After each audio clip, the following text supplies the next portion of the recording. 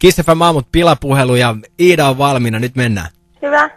Pistääkö isi hiilokseen? No pistetään. Okei, pysy linjalla, niin koitetaan. Okei.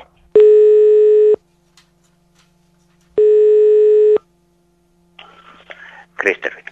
Halo? Tässä on Alman Male. Mä asun sama kadu. Teidän tytär tulla tänä aamu meidän asunto. Hän potkasta mun koiraa ja mun täytyy viedä meidän koira eläinlääkäriin. Hetkinen. Mä en tiedä mitä teen. Hän potkasi mun koiraa.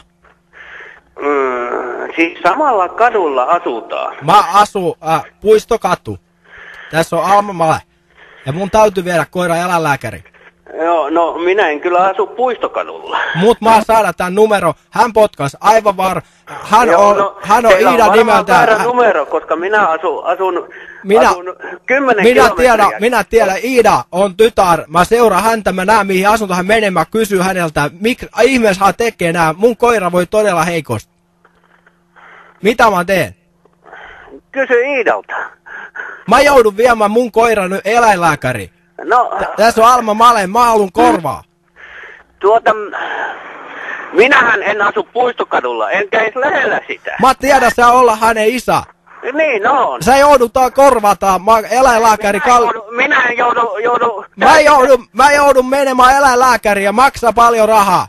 No te teette ihan niin kuin teidän pitää tehdä. Tää tulee todella kalliiksi ja mä asun samalla katu, hän tulee mun luo ja hän potkaisee mun koiraa. Oliko se tuli sinun asuntoon ja potkaa? Hän tulee minun asuntoon, hän potkaista minun koiraa. Tässä on Alma Male, mä voin antaa mun numero, te voidaan korvata eläinlääkärin maksu, paljon rahaa maksaa. Te maksaa. Kuule, yksi asia. Minä en korvaa mitään ennen kuin asia on selvitetty. Mä haluan heti rahaa, sä kuunnella mua nyt. Minä tulla teille. Se on aivan turha sinun uhkailla minulle yhtään. Älä valehtele, mä tiedän, se on teidän tytär. Te maksaa nyt. Näkemiin, kiitos. Radio Kiss FM, Timpe, huomenta. Huomenta. Huomenta. Iida on kanssa linjoilla. Joo, moi. Moi. Oliko hyvä pila? Isin hiilostus.